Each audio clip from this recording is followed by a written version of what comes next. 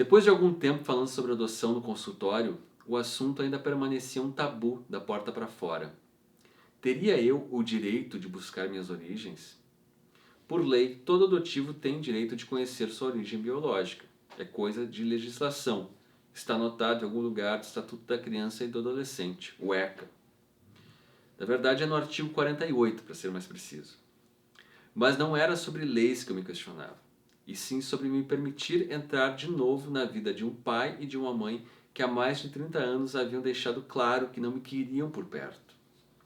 Mais que isso, eu não estaria decepcionando meus pais adotivos? Minha mãe chegou a me dizer que enjoou, como se estivesse grávida, antes de eu chegar. Eles me adotaram recém-nascido.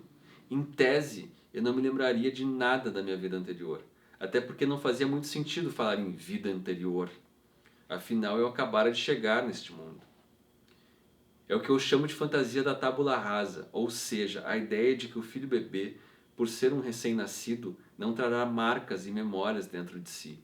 É claro que eu não tenho memórias dos fatos que envolvem minha concepção, gestação e nascimento, mas tenho sim memória dos sentimentos. Em algum momento, esses sentimentos vêm à tona e é melhor olhar para trás e entender de onde eles estão surgindo do que correr o risco de projetá-los no presente sobre gente que muitas vezes não tem nada a ver com essa história. Minha mãe consanguínea não me abandonou, ela me doou.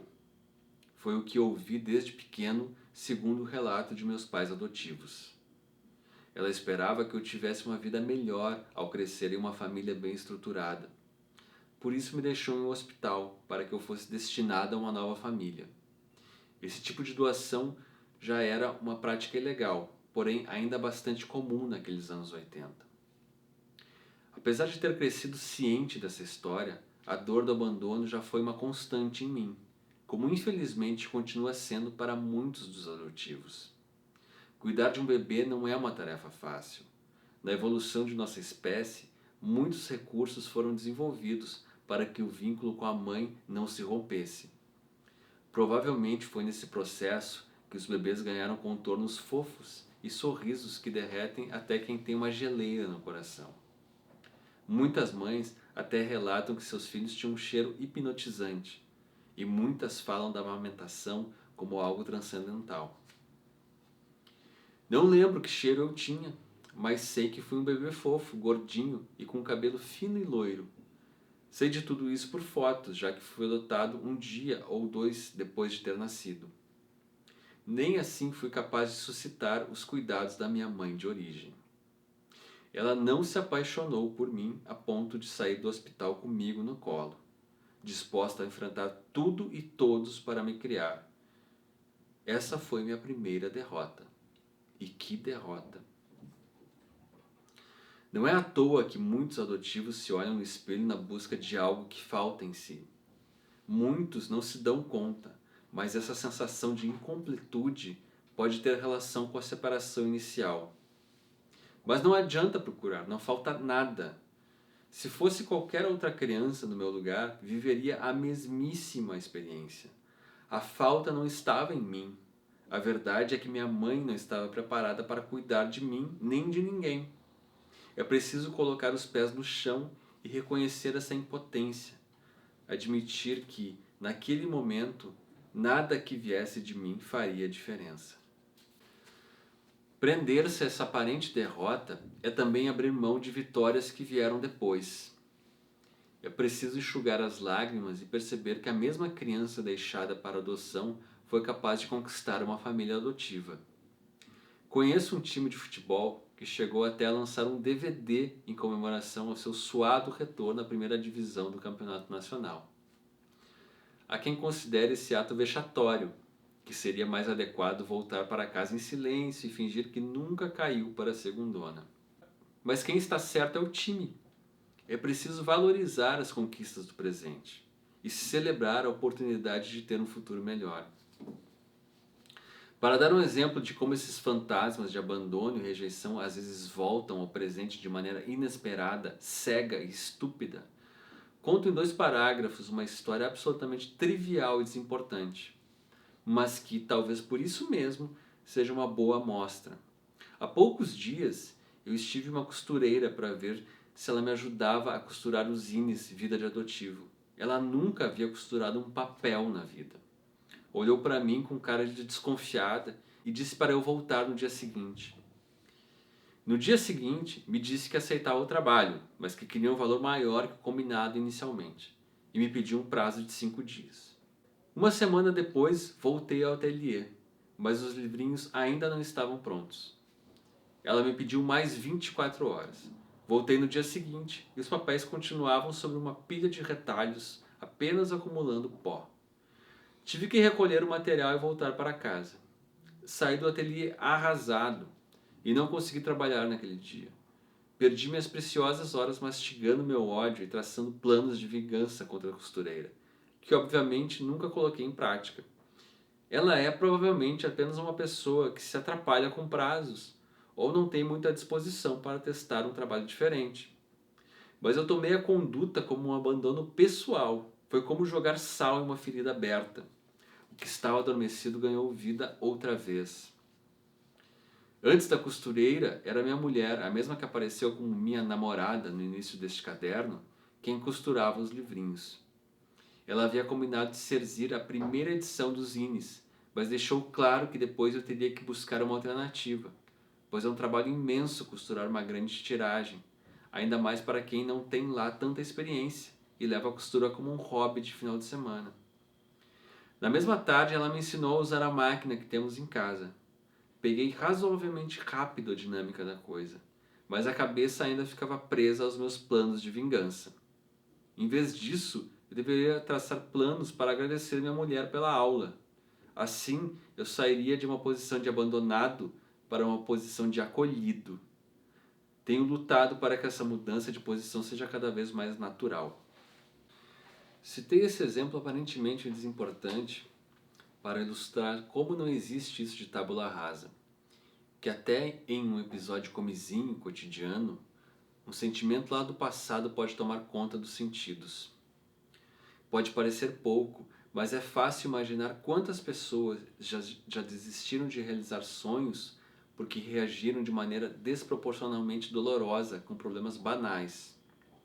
Ou até mesmo abandonaram antes de tentar, com medo de cutucar uma ferida que mal entendiam quando ou onde se abriu. E quantos deixam de ter uma relação boa com pais, irmãos ou outros familiares por usarem mais energia lamentando o que perderam do que tratando com carinho o que ganharam? Mais tempo praguejando contra a costureira do que agradecendo quem te ensinou a costurar. Comecei a falar sobre a fantasia da tábula rasa por conta do receio de decepcionar meus pais ao buscar minha família biológica. Eles me criaram com toda a atenção do mundo, me proporcionaram estudo e um ambiente de carinho.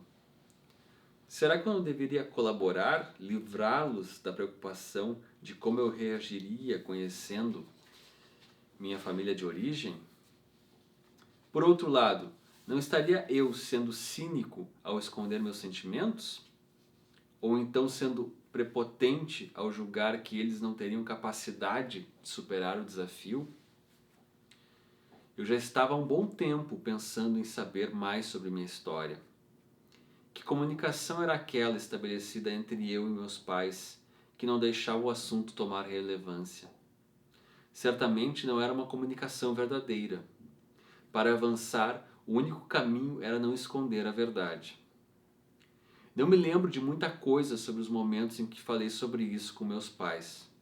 Foram instantes de muita ansiedade em que a memória parece não se sedimentar. Era importante deixar claro que eu não estava em busca de algo que me faltava na minha família adotiva, pois eles não haviam deixado de me amparar em nada. Estava apenas em busca do meu passado. Também lembro que, depois que voltei do meu encontro com minha mãe biológica, estranharam eu não estar diferente. Não souberam explicar diferente como, mas acho que me esperavam mais reflexivo, distante, algo assim. Mas meu maior sentimento naquele momento era de alívio, de ter conseguido lidar com expectativas, surpresas e frustrações que tudo isso envolve sem um trauma maior. estava também orgulhoso de ter levado o projeto até o fim. De resto, eu na verdade me sentia muito mais à vontade para falar com meus pais adotivos. Afinal, o tabu maior de minha origem havia sido superado.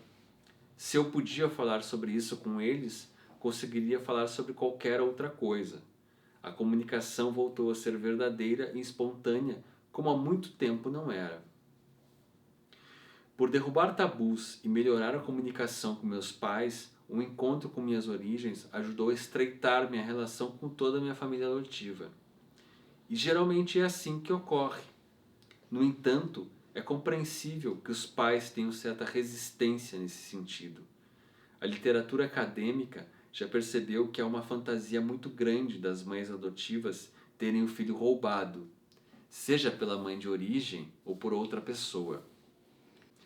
Há muitos sentimentos envolvidos nessa questão, como certa culpa por supostamente roubar da genitora o status de mãe, e há até mesmo receio de um arrependimento, de que a doadora do filho volte atrás e queira reaver a criança.